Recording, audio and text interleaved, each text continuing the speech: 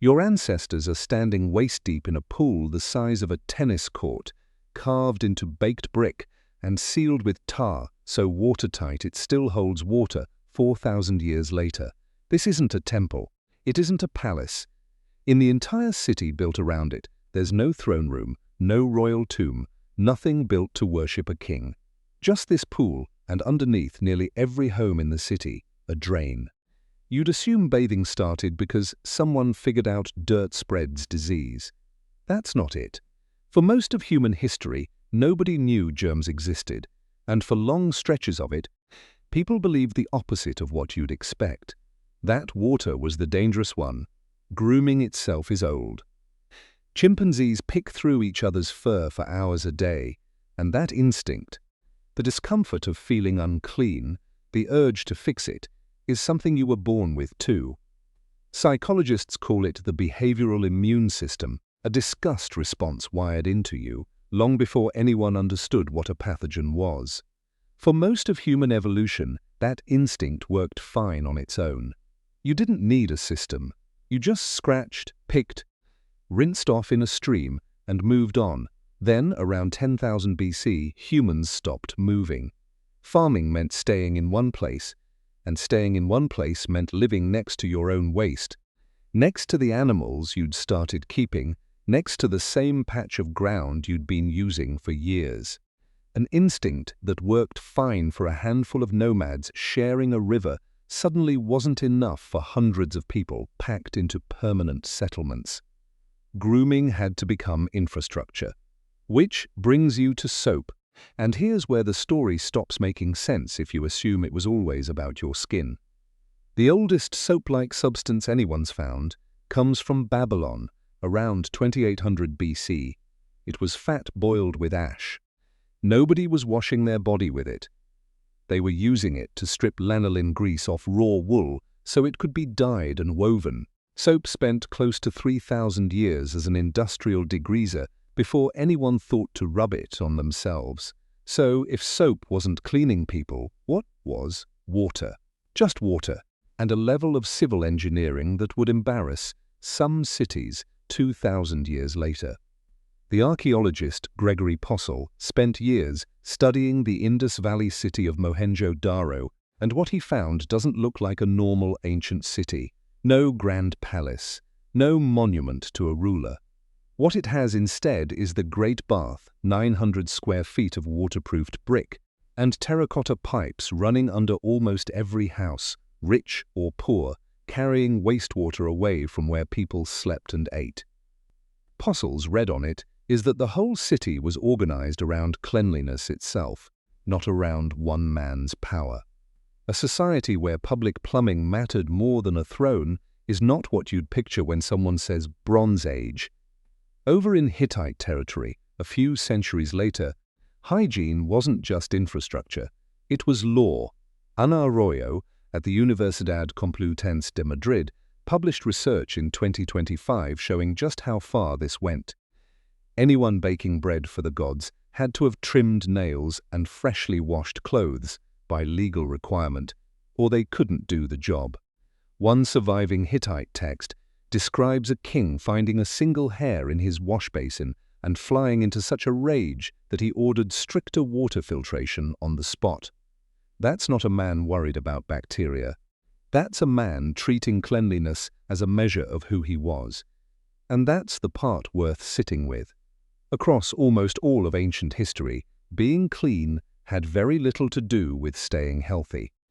It was a performance, a signal, something you did to prove your rank, your discipline, your closeness to the divine, not something you did because a doctor told you to. Rome gets credited with inventing bathing culture, and Romans did bathe constantly, but they weren't using soap either. They scraped themselves down with a metal tool called a strigil after coating their skin in olive oil, working the oil and grime off together. It worked.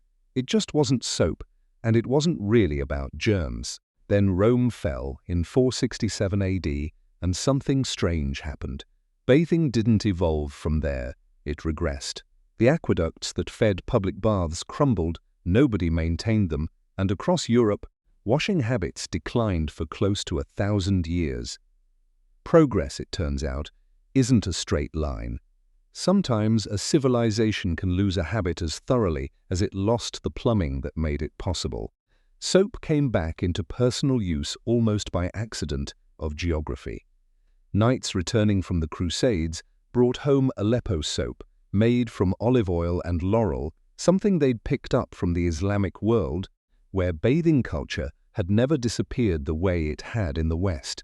But even with soap back in circulation, Europe took a strange detour, and this is where the historian Catherine Aschenberg's research gets genuinely unsettling. In her book The Dirt on Clean, Aschenberg documents how, by the 1600s, French aristocrats had convinced themselves that water was dangerous. Bathing, they believed, opened your pores and let in poisonous air, the same miasma people blamed for spreading the plague. Their solution was something historians call the dry wash. Instead of water, you changed into a fresh linen shirt. The fabric itself, they believed, would draw the dirt and sweat right out of your skin. Think about what that means. For over 100 years, some of the wealthiest people in Europe judged how clean a person was by how white their collar looked, not by whether they'd bathed. A spotless shirt was proof of hygiene. The body underneath could go unwashed for months, and nobody who mattered would know or particularly care, as long as the linen stayed crisp. You're probably already sensing where this is going, because you do a version of this too. You reach for a stick of deodorant, a spray of cologne, a scented lotion, and mostly what you're managing is the appearance of being clean, not the underlying fact of it. Aschenberg's aristocrats swapped a shirt. You swap a fragrance. Different tools, same instinct, signal cleanliness before you actually secure it. Chemistry is what finally closed that gap between looking clean and being clean, and it happened surprisingly late. In 1791, a French chemist named Nicolas Leblanc worked out how to make soda ash from ordinary salt, which meant the alkali soap needs could finally be produced cheaply instead of imported at a premium. Then in 1823, Michel Chevreul figured out the actual chemistry of saponification, the reaction that turns fat and lye into soap, and for the first time manufacturers could produce it with real precision instead of guesswork. Soap stopped being a luxury import and became something a regular household could afford. It still took most of the 1800s for hygiene to become a health issue rather than a class marker.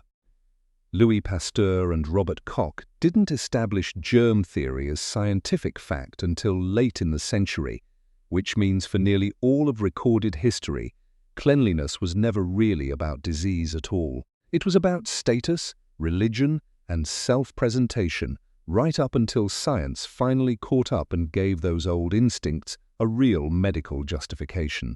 Even the most famous bar of soap in your bathroom cabinet has a story that has nothing to do with any of that. In 1878, a worker at a soap factory left a mixing machine running longer than he was supposed to, and the extra air whipped into the batch made the bars float. That accident became Ivory soap, and it succeeded not because it cleaned any better, but because people could actually find it in a murky wash bucket instead of fishing around for a sunken bar. An engineering mistake turned into one of the most recognizable products in hygiene history, purely because it solved a small, practical annoyance nobody had thought to name. So the next time you step into a shower without thinking twice about it, you're standing at the end of a genuinely strange road. A road that runs through a Bronze Age city built around a bath instead of a throne, through a king who lost his temper over one stray hair, through French nobles who trusted a shirt more than water, and through a factory mistake that floated its way into your bathroom. Almost none of it was really about your health. Most of it was about what cleanliness said about you, to your gods, your king, your neighbors, or just yourself, which raises the question worth carrying with you. Everything you do each morning to feel presentable, the products, the routines, the small rituals nobody taught you to question. How much of it is actually keeping you clean, and how much of it is just a fresher version of the same performance humans have been running for 10,000 years?